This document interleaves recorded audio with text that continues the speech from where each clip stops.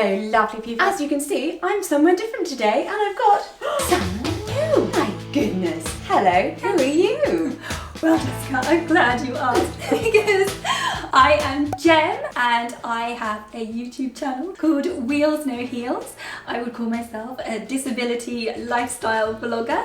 Over on my channel you can find a whole wealth of disability lifestyle videos. I focus mainly quite a lot on life in a wheelchair. We also touch upon parenting as well. Yeah, which is what we're going to be talking about today. Parenting with a disability. The good bits and the bad bits.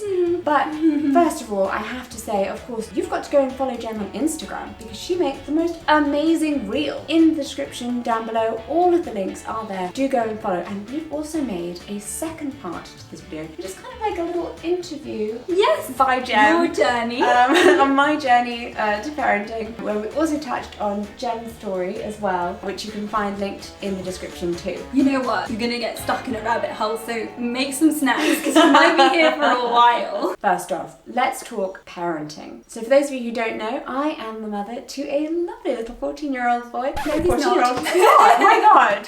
Jeez, he is not 14 years old. That would be quite a leap. No. Mine's almost 14. Yours is, 19. yes. 19. We don't know how old our children are. Oh my god. So for those of you who don't know, I am the mother to a lovely little 14-month-old baby called Rupert. He's a delight. With my wonderful wife Claudia, we look after him and he will pop up on this channel in a number of times. We've got a little playlist which you can go and click right here to watch. And Jem also has a playlist on her channel which covers disability and parenting. But your baby is a lot bigger than my baby. Just a bit. Yes, so I have a beautiful, even though I say it myself, daughter called Daisy Bell, and she is now 13, if you can believe that. We have just been on an amazing journey together all through the newborn, the early years, primary school, and now we're on a new journey of the teenage years, which is actually, touch wood, not as bad as people always make out, I have to say. Just so that we can, you know, get a bit sad, but then get happy after. Shall we talk about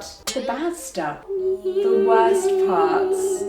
So first off, let's actually talk about our disabilities and how they affect us and how they affect our parenting. I have two conditions, hereditary neuropathy with leber partial palsy and Ehlers-Danlos syndrome with postural stiff tachycardia syndrome. I mean, you don't even need to know the names of them. Basically, they affect my nerves and my connective tissue. Whilst I deal with some bigger things, I could paralyze a limb for a bit. And I have hearing loss, which everyone seems to think is like the biggest thing. Bothers me not that much. The bits that bother me the most are probably like chronic migraines. Oh. And chronic fatigue. It's funny how non-disabled people view disability and what they think is the worst thing, because actually, but I use a wheelchair full time and people think that that's probably the worst part, but it's not actually. It's the ableism and the accessibility or inaccessibility, but anyway, sorry. There's that thing about disability where it's the worst parts of disability are, do they still exist if you're alone in a room with it? Oh, right? deep. If I'm alone in my house, do I care that I can't hear? No. Do I care that I have a double scoliosis and it's incredibly painful? Yeah. Yes, I do. So I have a T10 incomplete spinal cord injury that I sustained at the age of 9 after heart surgery went a little bit wrong. I have done a video of that over on my channel if you want to know a little bit more, but it has resulted in me using a wheelchair full time. And as you can imagine, being a parent from a wheelchair does come with challenges, but also it comes with many advantages as well. So, Jen, what would you say, and I know that obviously 13 years is a very long time. I'm not gonna lie, the early years and the first year probably was really tough. I found it really tough. Physically, it was really hard for me. And also remember 13 years ago, there wasn't the outreach that we have on social media now. You can Google and search anything on social media and you can find it, and you can find a huge support network of other mums with disability. I had nothing. So I had to just kind of go in head first and just do it. And it was really hard. And I did have some very dark days and very dark periods. But if I was to give anyone any advice, and the thing that helped me the most through that was finding support groups and baby groups. Okay, I didn't have them online, but they have been for many years, you know, postnatal baby groups. I did baby signing, we did baby singing, we did baby massage, we did the postnatal groups, and I'm still in contact with some of those people today. And honestly, I think I started going to those groups from about 6 weeks. I had a C-section, so I had to kind of sort of like heal as well, and I had someone to help me get to those groups. And honestly, going to those groups just opened up my world and helped me feel less alone. You can talk about babies till the cows come home.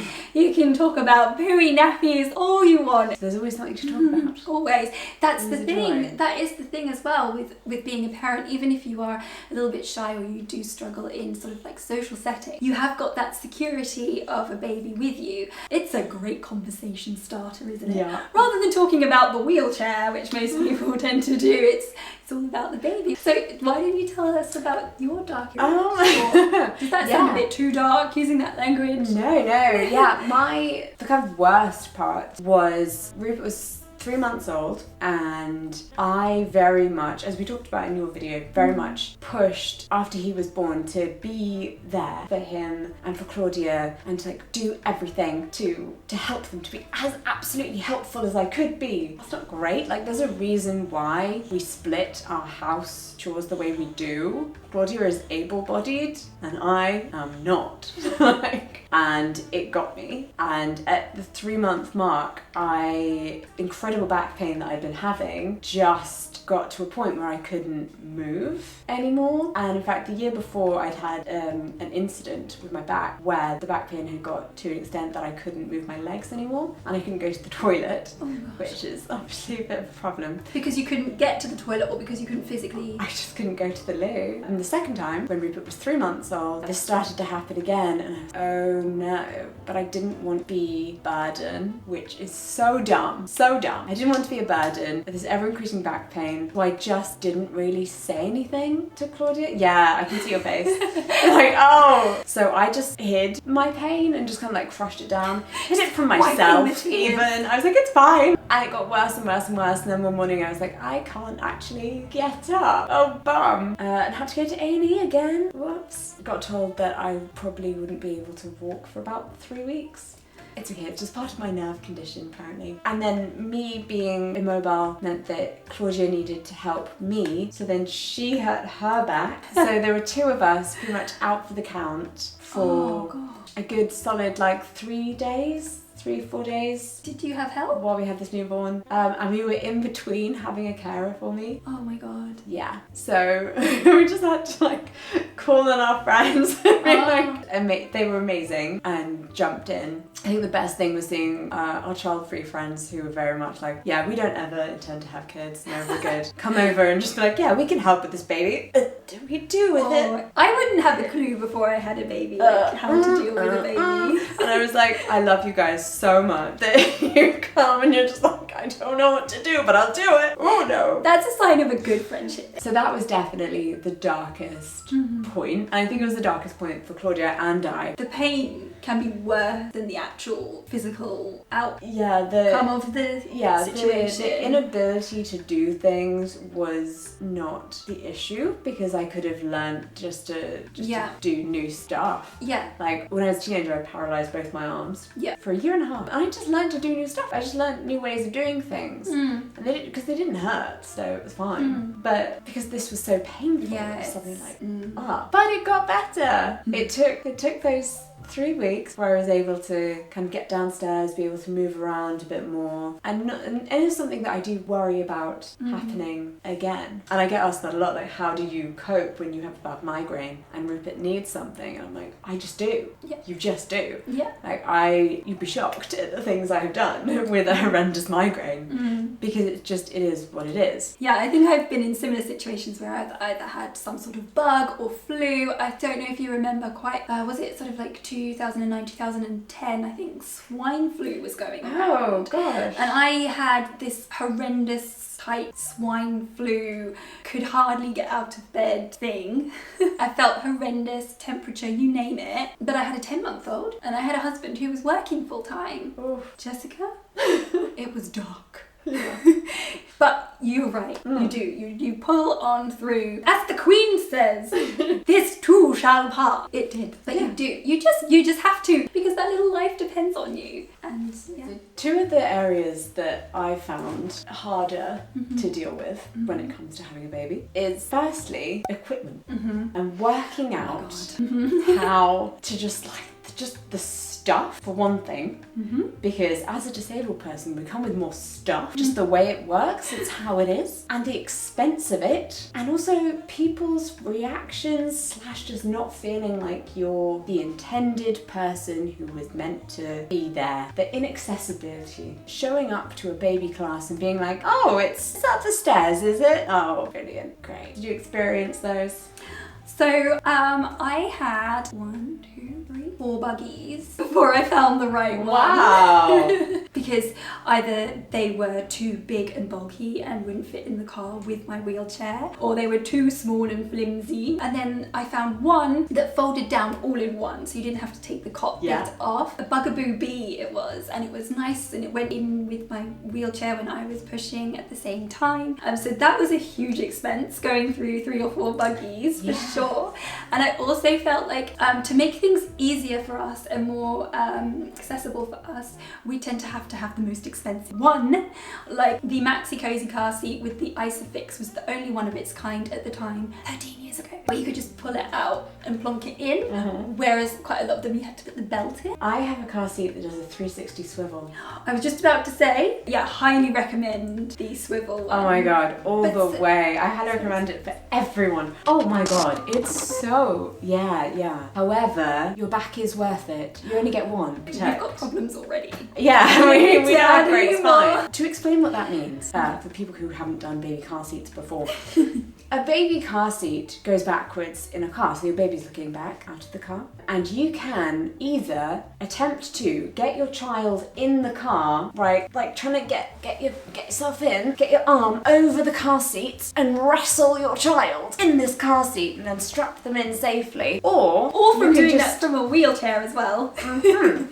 Or you just on a curb, approach the car door looking straight on into your car, click the button, one button, swivel round. Oh, the car seat faces you, child in. It's the one. Amazing. It's the one. Revolutionised my life. I must just say though, there is one rather inexpensive must-have for wheelchair mums. A baby sling, or a baby sort of carry wearing situation, because obviously you can become the pram, and that's not so expensive, but obviously it is quite hard going for many hours, so I feel like a baby does need a pram, but to a certain extent it was amazing having a sling. How did you manage pushing the pram in your wheelchair? Because it's something that I struggled with when not in my electric wheelchair. Because in my electric wheelchair, it's easy. Yeah, that it must moves. be really cool. I'm just like, I just hold the pram and off we go. And like, as an ambulatory wheelchair user, I'm then like, okay, if I can manage, I guess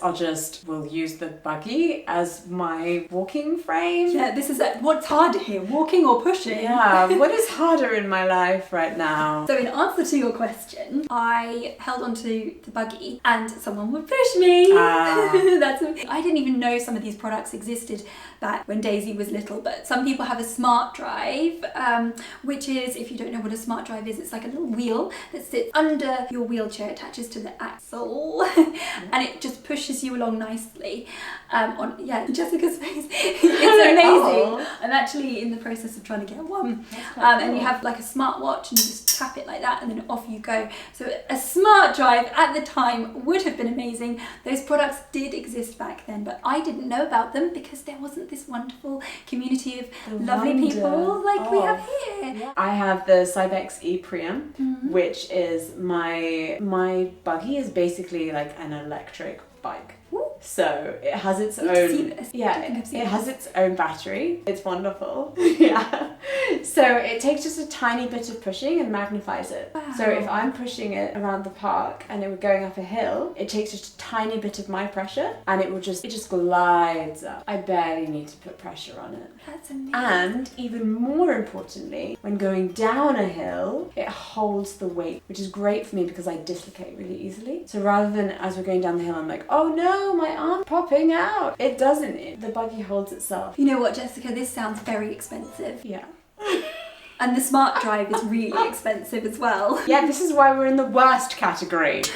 Yeah. Other bad things. Other people's opinion. We did not ask for them. Often can be from your nearest and dearest, or the people who you like didn't ask you to be my nearest and dearest. I have to say, I think I was quite lucky that people's attitudes towards me, I had some people say, you know, how are you going to cope? How does this work? And to be honest with you, I didn't know. I didn't have the answer. And as I was really scared and I didn't know what I was going to do. But I knew that there must be a way. You know, people have been doing this for millions of years, I'm sure. And I do actually, a friend who's the same age as me, his mum was disabled. So and she faced a pretty nice guy and she did it.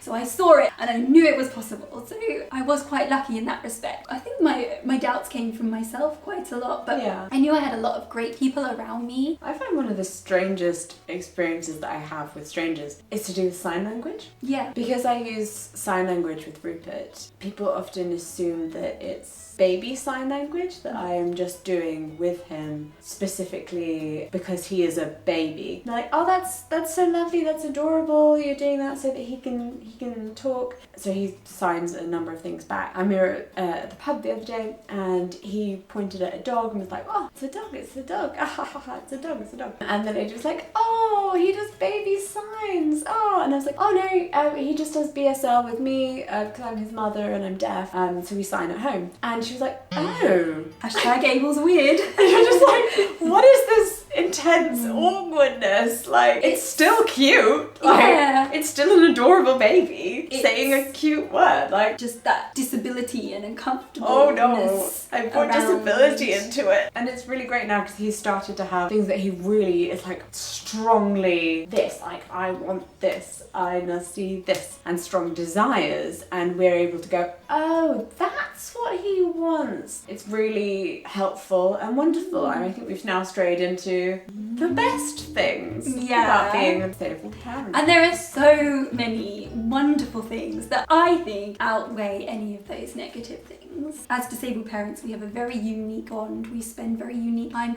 and we are raising amazing disabled allies and, you know, educating from a very young age that disability is nothing to be ashamed of and that you can live a happy life with a disability or a chronic illness. Exactly. One of the reasons that I advocate really strongly for teaching Rupert BSL over baby sign language is that as he grows up, he'll be able to converse with other deaf people. As he goes to school, there may be a deaf child. You know, he might make deaf friends, work with someone who's deaf, who knows? But he has another language now. 100%. And also he'll be able to talk to me. Yeah. I don't want to, primarily. I am not interested in wearing my hearing aids all every day at home, no thanks. And that's a really wonderful thing, as you're saying. Like, that's part of the best parts of what we're able to do as parents is to create children who have a wider understanding and awareness of the differences in the world. I mean, he's also going to be aware that not all families look the same because he has two mums. Yes, and nothing to be shy about. I worked with a guy who never, ever, ever spoke about the fact that he had two mums. But by bringing up these little humans that are aware of so much, you know, hopefully attitudes towards, you know, discriminatory attitudes will hopefully change. And you know what, I went to a little garden party the other day and pretty much didn't know anyone there. And there was a whole range of group of people, kind of my kind of age, up to more elderly people in their 70s and 80s. All of the people in their 70s and 80s, what have you been up to then? What have you done? Oh, that looks painful. Oh my God. I bet that's a struggle. The people who are my age, who have more of an understanding and an awareness and an online community, there wasn't that. They're like, this does not need to be discussed right here, right now. What's wrong with you? I don't know, tell me, Ethel. With Daisy, I just feel that she is very much aware of disability and compassionate towards other people. She's very caring and very tuned in at how other people feel. So we're kind of talking about how great it is that we're raising little humans who are very aware of the world and also can go and be wonderful advocates. But there are also good things for us in being disabled parents. So one thing that I found personally helpful for me in having my disabilities and being a parent, sounds like a strange sentence to say really, is that I have to take everything very slow. I have to be very slow with things, and that can mean not only that I get to really sink in the beauty, I get to really be like, oh, this is so nice. Time that I'm taking with him to really slowly do up these buttons, because my fingers don't really feel things very well. So doing buttons takes up a long time, and all baby clothes are incredibly fiddly. They're great to undo though. Wonderful to undo, but my God, doing them up is so hard. But yeah, doing them up and then just having that time while we're doing up the poppers to spend together, to talk, to laugh, to like sing a little song, connect, maybe have a cuddle. It's very mindful. Yeah. And I think in this moment in time that we live in, it's hard to be mindful. We're always thinking of the next thing or the next task or what's going on. People's attention spans seem to be so much. So it just seems very mindful, and you're really embracing that moment, which I think can be easily lost. And also being forced to do things slowly means that you're picking up on the things that your child really interested in and really focused on, because you have to be so aware of what's going on, I think. And also, I don't know, but it gives you something else to focus on. Yeah. You don't your body. You don't really come first anymore, do you? Yeah, I think honesty is a really important thing as a disabled parent. If we say, you know what, I know my limit, I know that I can't do this, so I can play on the floor with you for the next 20 minutes and then I'm not going to be able to after that. I think that's a really important thing as well, because we need to make dinner. And you know what? I think if you are honest with your child very early on, they also then understand, because Daisy's amazing. Like yesterday, we were going to make cake pops, which is going to be the big event of the day. But then she was like, oh, I kind of want to meet my friends. And I was like, I can't hold you back from meeting your friends. We can make cake pops. We can make cake pops another day. We've got 6 weeks. It's a summer holiday. So off she went with her friends, but then I had to use that time to do some work and, make the best of it. Then she came home, she's like, I'm gonna make cake pops now. And I'm like, no. We can't make cake pops now because I'm too tired. I don't have enough spoons to do that and then make dinner. So, because you have to spend them wisely, don't you? Yeah. You have an amazing video about the spoon theory. Yeah, and so I think if you're honest with everyone from the get-go, they begin to learn that. And you know what? She's amazing. She was like, oh yeah, okay, that's fine. So yeah, she was absolutely fine with that. I think a really good thing to know is that you do not need to have it all sorted from the get-go. You don't need to know everything when this baby pops out. Like, it's fine for your first year or even first couple of years to just be like, I'm figuring it out type of space. If you really want children, but you don't yet know exactly how it works and exactly how it's going to look, if you feel that you have the space in your heart and that you can manage, and this is a possibility, then try it out. But they don't give you refunds. They don't give you refunds though. No one knows what parenting is going to be like until it happens. A strong support system is, yes, important, but so is strength in yourself. So, Jem, thank you so much for joining me today. Thank you for having me. It has been such a pleasure. Everyone, you have to go over to Jem's channel right now to check out the other part of this video that we filmed, talking more about the journey to parenthood. Now we're going to grab some drinks. Oh my god. I need hydrating. Yeah, I know. It's talking like a little fun. Make sure you go follow her on Instagram for those great reels. You can also find my Instagram link down in the description below. And I shall see you in my next video. Bye-bye. Bye.